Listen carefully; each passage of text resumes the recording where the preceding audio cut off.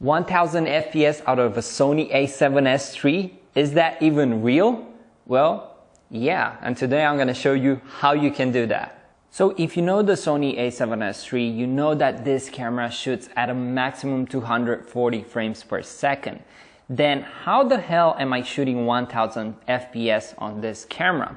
Well, it's a trick, and I'm going to teach you how to do it. So basically what we're going to do is we're going to film everything at 240 FPS, but we're going to spice things up with some settings that will allow us to go past 240 FPS in post-production, and therefore we can achieve 1000 FPS later on. So I know that by now you might be very curious what's the trick and what we're gonna do. So let me explain. I'm gonna shoot everything in 240 FPS in 180p, but I'm gonna crank the shutter speed to 1 × 4000.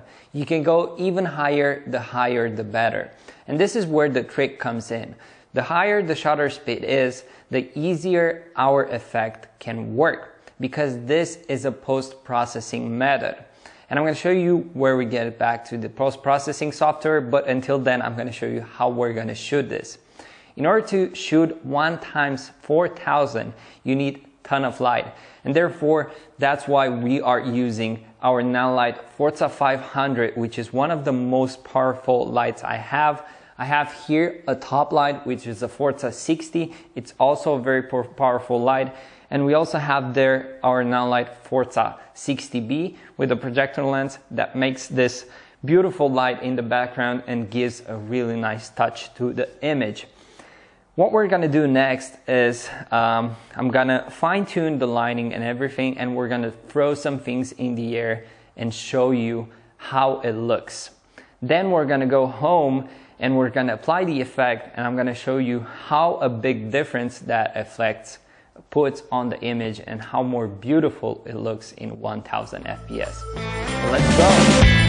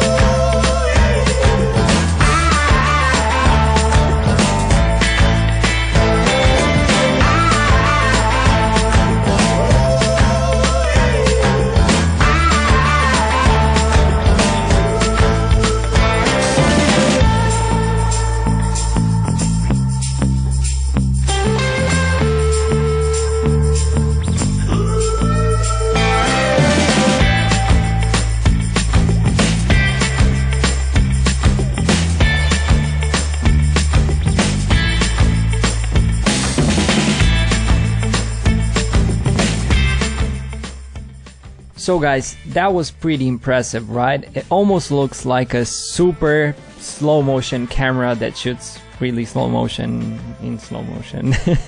Anyway, I think the footage turned out pretty nice, and the thing with this kind of effect is that it will not work on any shot you take. So it's a little bit risky when you film it. So like I said, the higher the shutter speed, the better the effect will work. In our case, most of the shots worked great, but there are some shots that didn't work as great, and I'm gonna show you how it looks when it doesn't look great. But we're gonna go inside DaVinci Resolve, and I'm gonna show you exactly how you do it. If you guys use a different software, I'm sorry, this is just DaVinci Resolve only tutorial. But anyway, I think you can do similar stuff inside your editing software as well. So let's dive in and show you exactly how I did it. Okay guys, so we are now inside DaVinci Resolve, and we're gonna take this shot, for example, and it looks pretty cool, and I think it's a really good shot to test this effect on. So what we're gonna do right now is I'm gonna duplicate the clip, and I'm gonna show you exactly how it looks with the effect and without the effect, or vice versa.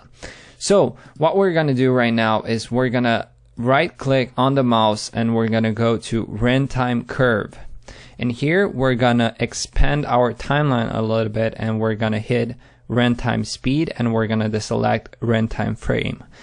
And now I'm gonna go on the clip where I want my footage to slow down, which is about here. I'm gonna option key and click on this, and then I'm gonna put an out frame, so it's gonna be around here. So right now, to make this shot a little bit slower, what I have to do is bring this down to the amount that I want, and we're gonna bring this down to 10%, which is super slow. What we're gonna do right now to amplify a little bit the slowness of the frame, and as you see, it kind of lags, it looks pretty ugly, and we don't like that. So what we're gonna do is we're gonna make this clip a little bit longer. We're gonna ramp up the speed a little bit so we can amplify the slow down effect. So let's see exactly how we're gonna do it. So right now looks pretty cool. Bam. To make this transition here so it's not so steep and without like a little bit of a curvature, we're gonna hit Alt Option key again here, and we're gonna click here on this one, and I'm gonna press on this button right here, and it's gonna make our curve way much smoother, so it will transition into the slow effect really nice. And here I'm gonna take this a little bit closer because it's already too much slow, and I'm gonna bring this up again. So, and also I'm gonna hit Option again and do the same curvature thing once again, so it's gonna be a little bit more smooth.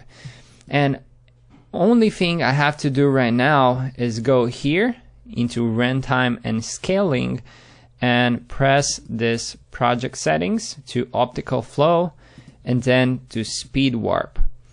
And now your computer will catch some fire, because if you try to look on the footage, it's not gonna play back. So if you want your footage to be playbackable, or if you want your footage to be able to see exactly what you have done, you have to go here into playback, into render cache or cache, or how you guys call it, and then hit user. Then we're gonna go to the clip and render cache color output. And after you hit this, you're gonna have to wait for 5 minutes or so until this renders, and then you will be able to see the clip. And the clip will look something similar to this one, which is really, really awesome. So, with all this being said, this is pretty much everything you have to do. It's pretty simple, it's pretty straightforward, and the only thing is you're gonna have to kind of wait between renders just to see if you've done things good or not. But as you see, it worth waiting because it works, so you're not gonna lose a lot of money in production, because you can save some money that you might spend on a Phantom Flex that is very expensive. You can save some money there and use it for set design or something else, and use your Sony A7S III just to make this really awesome slow motion shots. So I really hope this tutorial was helpful. If it was, make sure to subscribe to my YouTube channel, follow me on Instagram, let's connect there, let's connect here, and let's build a community that is here to learn some epic stuff and have fun filming. Cheers guys, have an amazing week, and can't wait to see you guys again soon.